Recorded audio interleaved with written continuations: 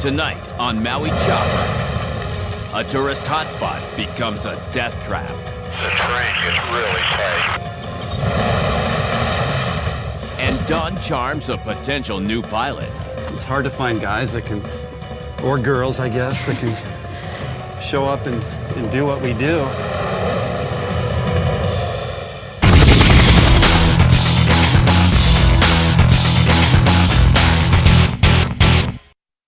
Another morning at Windward, pilot Gus Lapthorne is on Air 1 duty. And as usual, he's here early. It's important that a pilot spend time with maintenance and learn as much about the aircraft as you can, because if something starts to go wrong in flight, the more you know, the better you're going to be able to react to the situation. Gus is a true professional. I really like Gus. You know, we're the same age. Gus's only problem is he likes golf. We work hard, but, you know, it's important that we have a good time, too. When I have a little time to myself, I like to go golf. I can't imagine chasing that little golf ball around for 4 or 5 hours a day. Since I've come to Hawaii, I've been able to kind of pursue that passion and improve my game a little bit. You know, Tiger's still safe.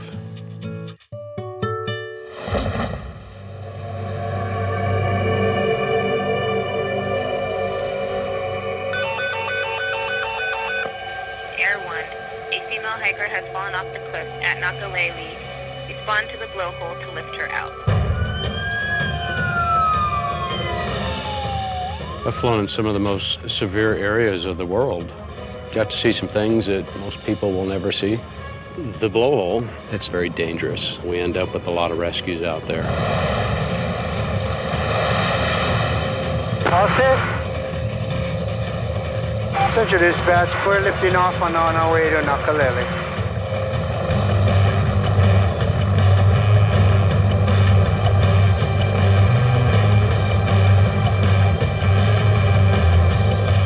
Air 1, drum command. Go ahead. Now what we got is a girl over the cliff. She has a compound fracture. She fell down and weighs maybe 150 feet down the cliff. We can't get her up. We'll get take a look at where she's at first. Barely visible at the base of the rocks is the victim. Rescuers have reached her, but there's no way to get her out without Gus's help. Not a good place to get stuck. Gus lands at the fire department command post at the top of the cliff to prepare for the rescue. It's a real precise pickup. What I don't want to do is pick them up and have them swing into the rocks. Down below, firefighters have already put the victim on a stretcher. Gus has to lower down another firefighter to pull her out. And if the rescue weren't difficult enough, there's another problem. She's got a kidney transplant. She can't take any meds, so it's gonna be a rough ride. Okay, let's go pick them up. The winds can pose challenges, particularly going into confined areas near the terrain. If you have to make an emergency landing, your options are limited.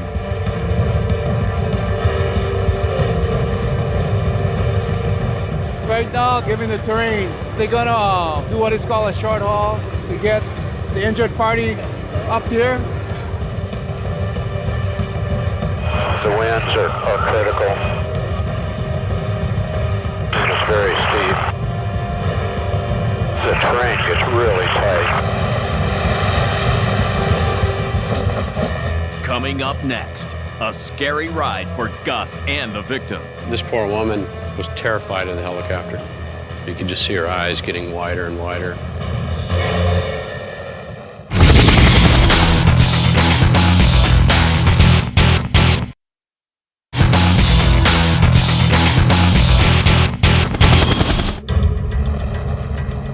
A woman has fallen from the rocks and suffered a compound fracture of her leg, with no way out but up. Fighting powerful crosswinds, Gus must lower a firefighter down to her without slamming him into the rocks.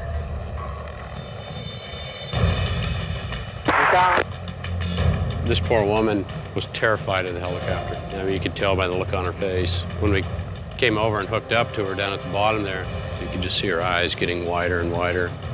Rather than take off out over the ocean and have her panic with the firefighter hanging on to her, I elected to actually pick her up and just hover backwards with her, nice and slow.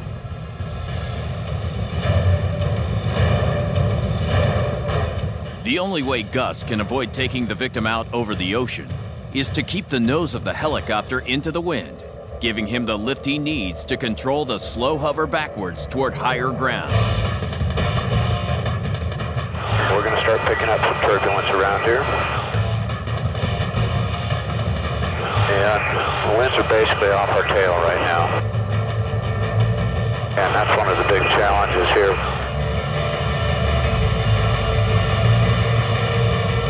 Gus still cannot lose focus. A hard or jarring landing can worsen the victim's condition.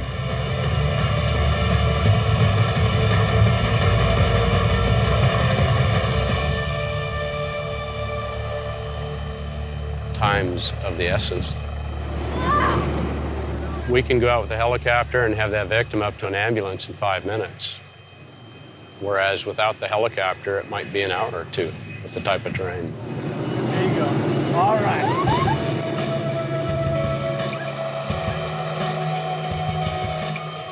It is satisfying. You know, without a doubt, over the years, it'd be hard to even guess how many lives have been saved by the helicopter here. I've been flying for 30 years, but despite all that time, I still have fear and respect for what we do here. Good on, Gus. Good job, buddy.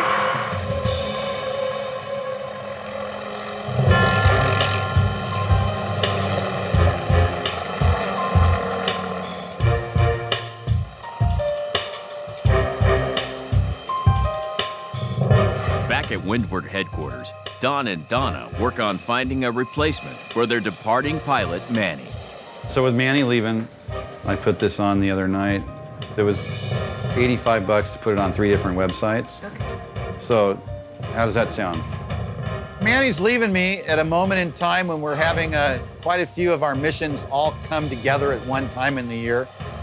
I got a very good opportunity to work a very good schedule, search and rescue, very exciting missions, law enforcement and so on. I'm a little disappointed. You know, he gave us 6 weeks notice, and now that's been reduced to 4.5 weeks.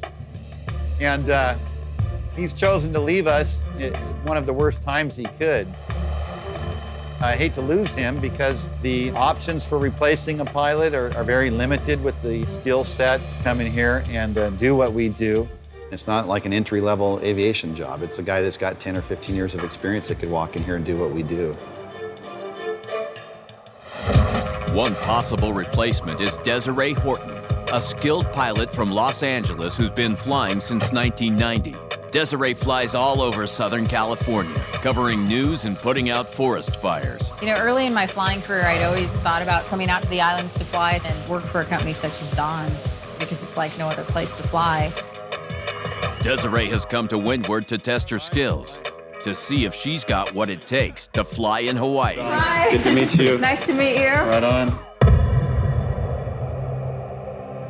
We're looking for somebody really bad right now. You know, we really need somebody who hasn't spent their whole life taking off and landing from heliports or rooftops or, you know what I mean? I like that kind of flying. It's kind of the bush environment. Yeah.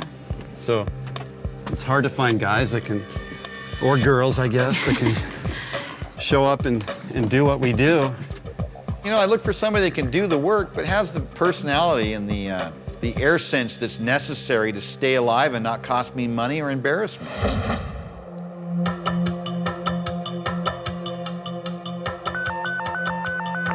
Rescue 10, respond to the commando hike. We have a male party, 60 years of age, that jumped from a cliff 3 miles in. Yes, we need Air 1. Commando trails. It's a trail that runs up a stream, lots of waterfalls, very popular hiking area. It can be a very dangerous place. People get lost. The goal is to get to those people before it gets dark, and we can no longer search for them and try and prevent them from having to spend the night. Tower, Maui Air 1 is ready to go. The real issue is just to find them in the first place so that you can effect a rescue.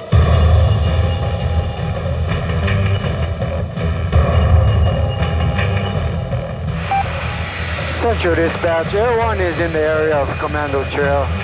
So we'll just fly in and we'll look where the victim is. Time is real critical, particularly when you have people that are in distress in an area that's fairly inaccessible. Coming up next. He could be anywhere in this ravine.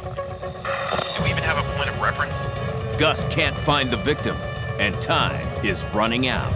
Very, very, very heavy vegetation, very thick canopy. It becomes very difficult to find them.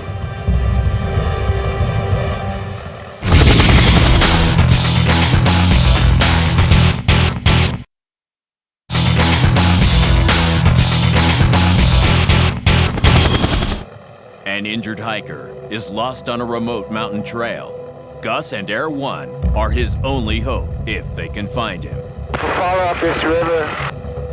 You get around the rainforest, the tropical area, very, very, very heavy vegetation, very thick canopy. It becomes very difficult to find them. They can only hope that somebody sees the distress they're in and makes the phone call so we can go get them. We want to make sure that we can find them and get them back so they don't spend the night or they can receive medical help. He could be anywhere in this ravine. Do we even have a point of reference? They were talking about some kind of drainage ditch. Right here. That's right here. Yeah.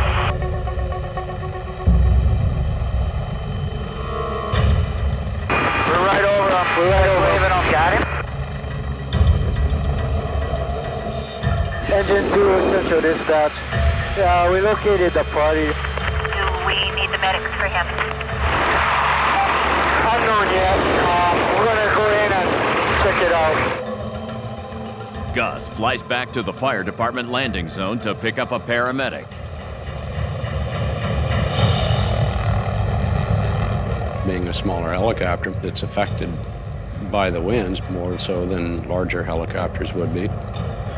You're taking people and landing them on the side of mountains, and because of the mountains and the winds, that creates turbulence, downdrafts, updrafts, and that can be challenging at times.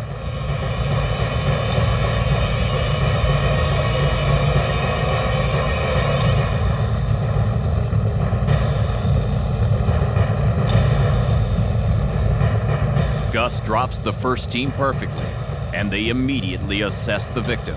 He hurt his neck and can't get out. That could mean a spinal injury. Time is critical.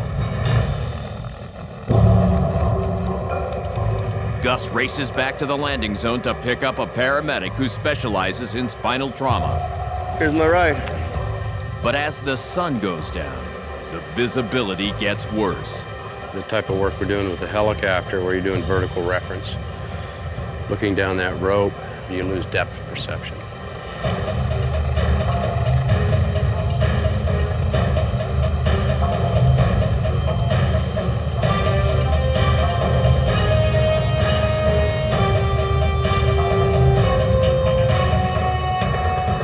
Rescue 10 personnel are with the victim at this time.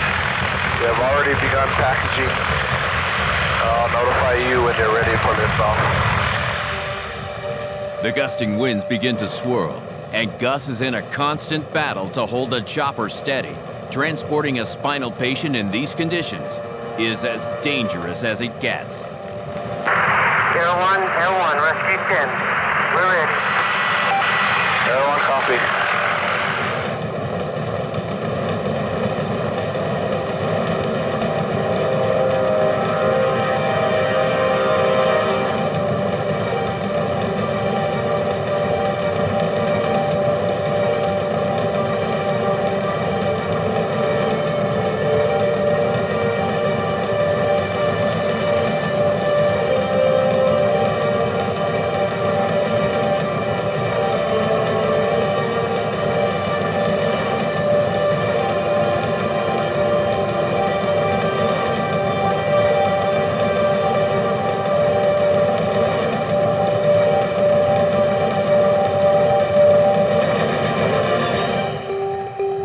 With the victim secured and safely on the ground, Rescue personnel transfer him to the waiting ambulance.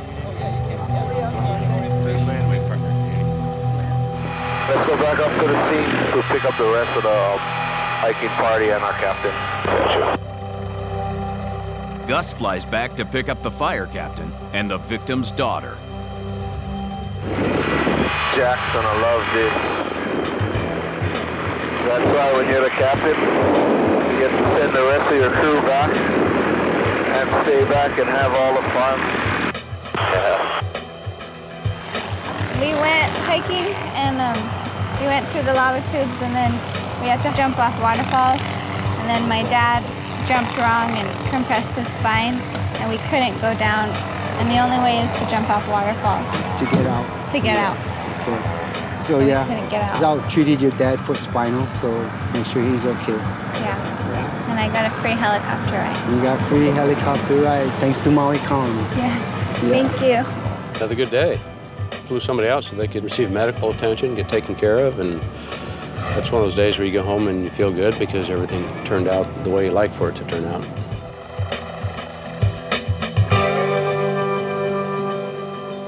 Coming up next, Desiree goes up in a Windward chopper, and her skills are put to the test. If I was going fast, I would have been out of control. Good time.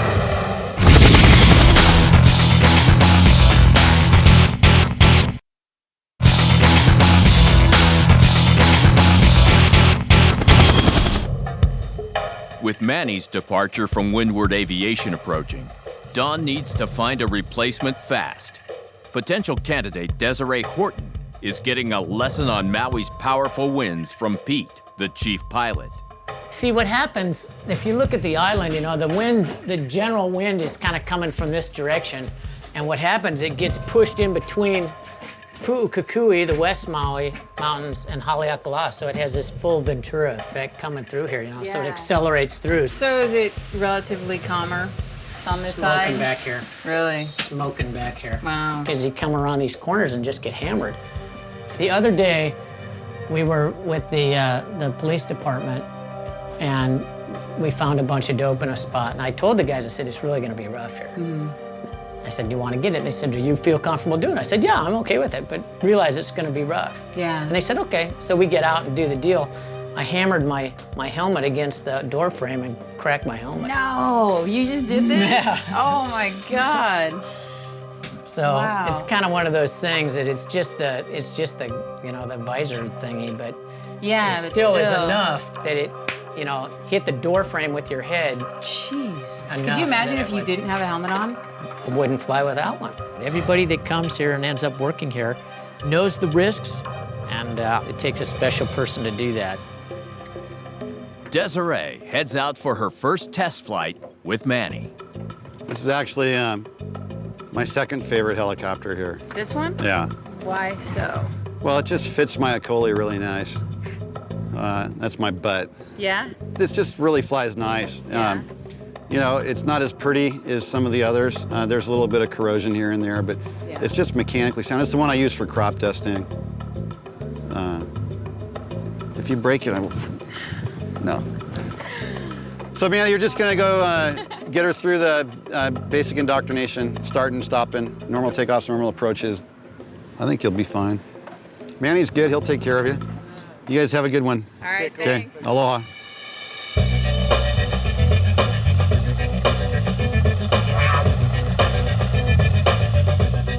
I went flying with Manny, and it was basically an orientation flight. For the most part, it was, you know, go out, get familiar with the 500, see how it flies, see how the winds feel out here, get used to the island and the area.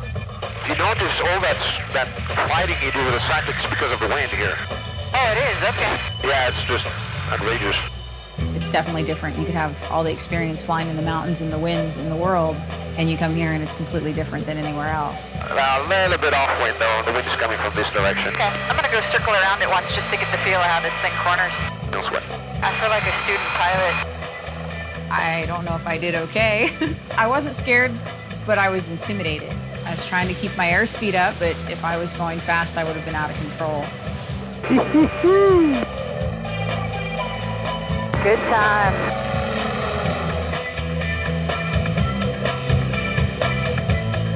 first or second circle? Yeah, the one closer to the... Yeah, that one? Okay. To the right. That's it, you're dropping behind it. Nice! Wasn't my best landing. I gave it a 7 on the Richter scale.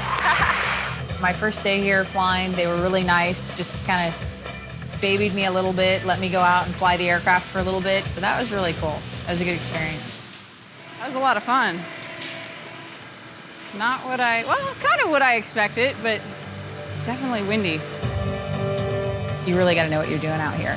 The weather's so extreme out here. It changes all the time. It could be really dangerous, and there's just times when you know there's no good way into this spot, but you've got to do it. You have to get there, and you're going to go rescue someone. It's still too early to tell if Desiree has the skills to fly with Windward, but Dawn won't stop putting her to the test. Hawaii's wild. I mean, wild with wind, with rain, with the clouds. It's a real short list of guys that have the experience necessary to do this job safely. That involves anything from body recovery, searching for missing hikers, hunters, wildland fires. The danger is something that you'd put yourself in as an unprofessional pilot. If you don't have the skills and the judgment to handle those situations, then it's a big thing.